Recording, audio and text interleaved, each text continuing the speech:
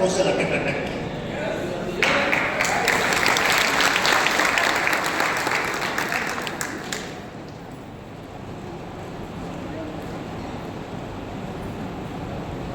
अब रास्ता क्या है?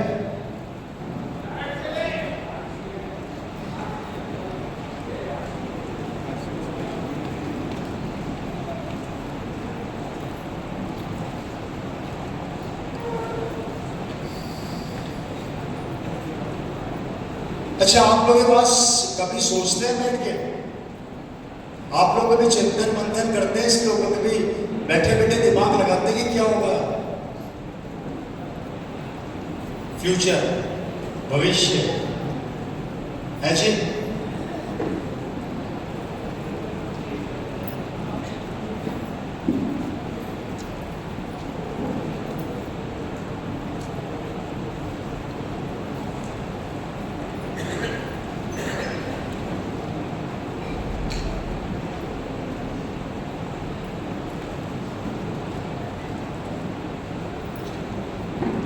जी जी, मेरी बात समझ में नहीं आ रही। बात क्या है? क्या हो गया भाई? भाई बात समझ में नहीं आ रही तो वो बोलो, और आ रही है तो कुछ तो रेस्पॉन्स दो। मैं कंफ्यूज हो रखा हूं यहाँ पे। भाई मैंने कुछ नया नहीं किया, मैंने सिर्फ आपको भविष्य की हकीकत से रूबरू करवाया है। मैंने आपको वो कड़वा सत्य बताया जो हो रहा है और जो होगा। ना उसको आप रोक सकते हो ना मैं रोक सकता हूं। जीडीपी दिन ब दिन खराब होती जा रही है देश की। हालात ये हो चुके हैं आज की तारीख पर, परिवार को सरवाइव करने के लिए एक पिता को नौकरी के अलावा भी पार्ट टाइम काम करना पड़ रहा है। मजबूरी है। एक टीचर स्कूल में पढ़ाने के बाद भी ट्यूशन पढ़ा रहा है। क्यों? एक नौकरी करने वाला प्रॉपर्टी बेच रहा है। क्यों? आज से 20 साल पहले 500 रुपए का पेट्रोल डलवाते थे मोटरसाइकिल पे, और अब 100 रुपए का डलवाते हो। 400 रुपए से मैं जानता हूँ कि शाम को सब्जी लेके जानी है, और 400 रुपए में भी सब्जी आती है मात्र 2 किलो। ये महंगाई रुकेगी क्या? नहीं रुक सकती। सिलेंडर के भाव पहुंच गए 1000। 2035 में ये 5000 का मिलेगा सिलेंडर।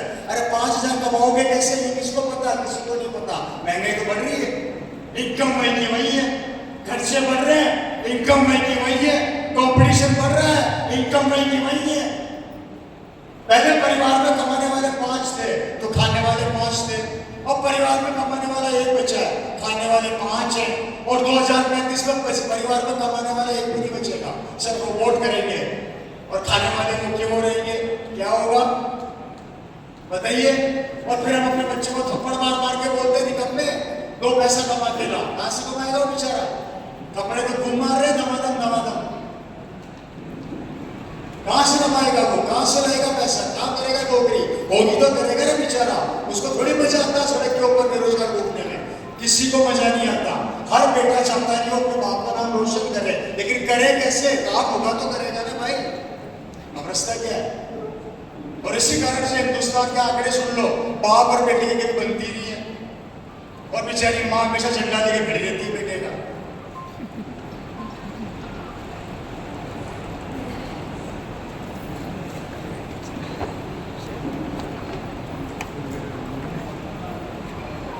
अच्छा, मैं आपके बेटे को थप्पड़ मारूं तो क्या करोगे? मुझे पीटोगे? प्यार करोगे? बची नहीं ना, पीटोगे ना।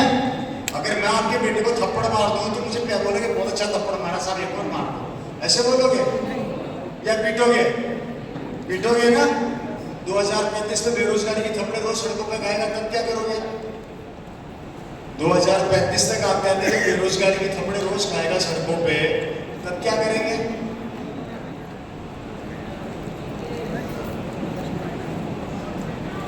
सिमिलर थॉट, सिमिलर विचार सन 2000 के अंदर मेरी फैमिली में आया था।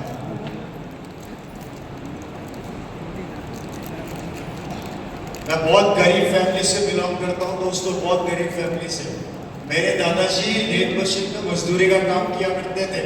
10 बाय 10 के कमरे में मेरा परिवार किराए पे रहा करता था। मैं राजस्थान से बिलोंग करता हूँ, जयपुर।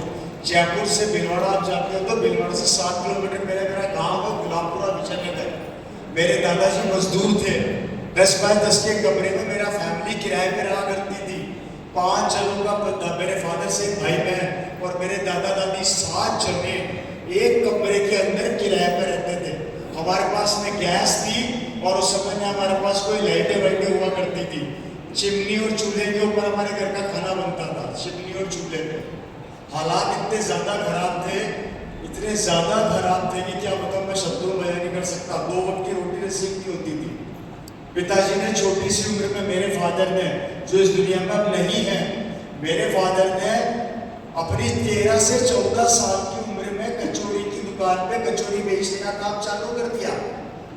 कचौरी बेच बेच के उन्होंने अपना स्कूल पूरा किया और अजमेर के अंदर उन्होंने डीएवी कॉलेज में एडमिशन लिया।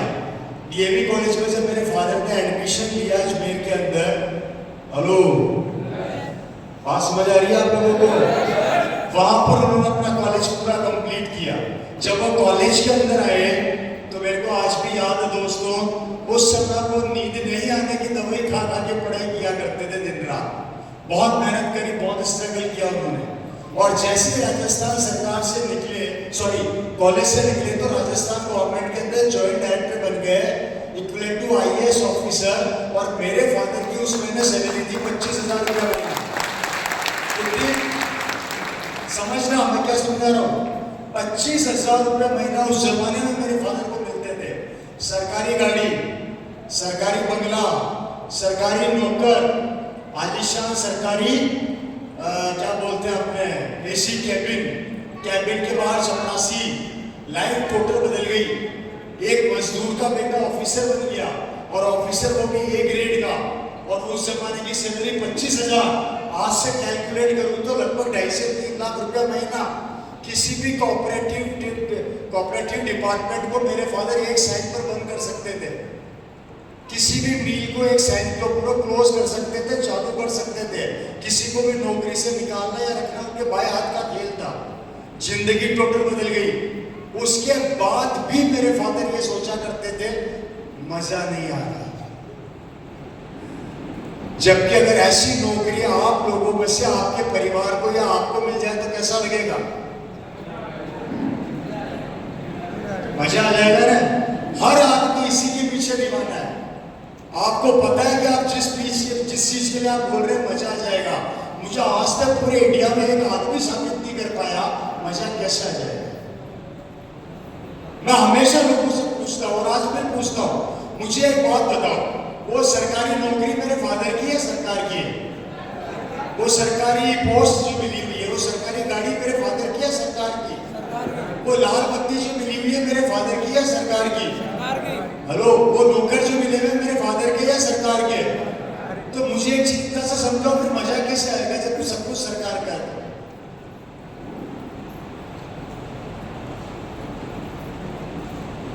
कैसे आएगा?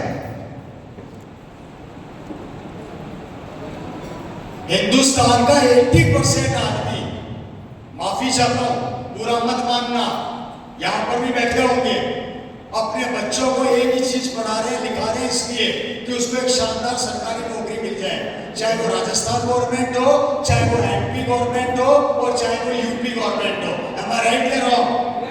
Right sir? हर आदमी अपने बेटे को एजुकेशन इसलिए दिला रहा है कि उसका सबसे पहली प्रायोरिटी है सरकारी नौकरी। Right sir? हेलो, अब देखो सरकारी नौकरी समझना।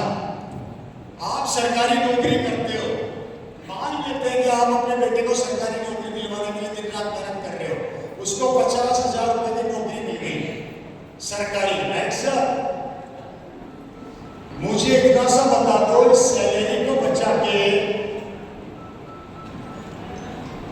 इस सैलरी को बचा के कौन सा सरकारी अधिकारी आज तक करोड़पति बन गया जिसके अकाउंट में 2 करोड़ या 4 करोड़ पड़े?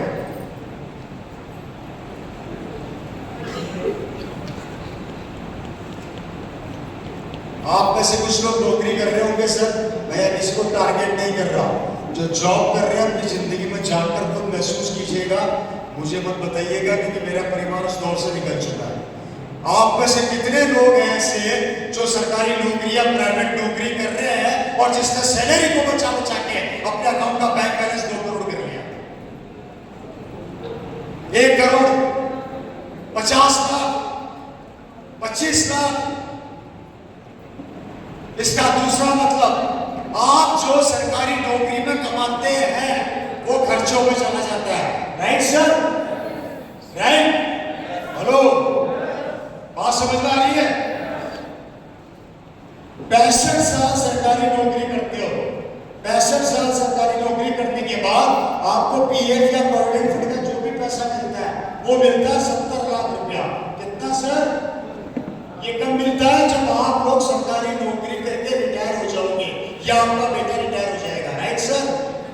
50 लाख रुपया मकान बनाने और उसकी किस्तों का खर्च हो जाएगा, 10 लाख रुपया बच्चे की शादी में खर्च हो जाएगा, 10 लाख रुपया अपने बेटे की एजुकेशन में खर्च हो जाएगा या उसकी जिंदगी बनाने में खर्च हो जाएगा।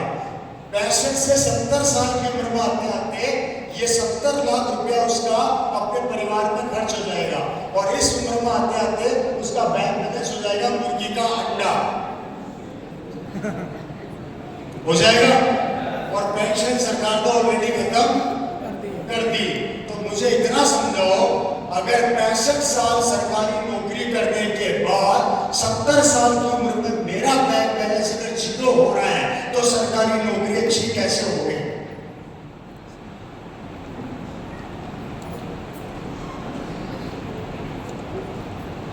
और प्राइवेट वालों का तो भी बुरा हाल है। बताइए, जिसके पीछे हम लोग बालों की तरफ भाग रहे हैं,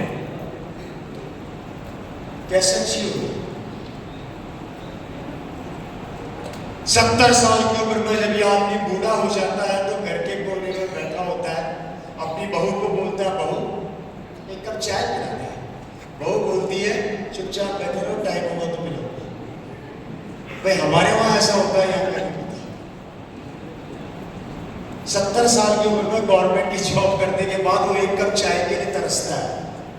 अच्छा, ऐसा भी नहीं है, 70 साल की उम्र में आते आते 5000 महीने की दवाई चालू हो जाती है इस आदमी की, और अपने बेटे को बोलता है, बेटा दवाइयाँ खत्म हो गई, शाम को आते हुए दवाई लिया ना।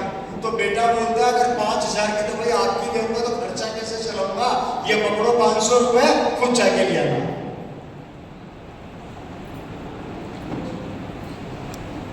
इस आदमी के 70 साल की उम्र में आते आते इतना डर बैठ जाता है कि इसका जूता भी फट जाता है, तो अपने बेटे को बताने से डरता है कि भाई बेटा चिल्लाने जाए। हेलो, पूरी जिंदगी अगर सरकारी नौकरी या प्राइवेट जॉब करने के बाद अगर बुढ़ापे में मुझे 2000 रुपए के लिए अपने बच्चों के सामने हाथ फैलाना पड़े तो भैया मेरे को नहीं चाहिए सरकारी नौकरी। आपका मुझे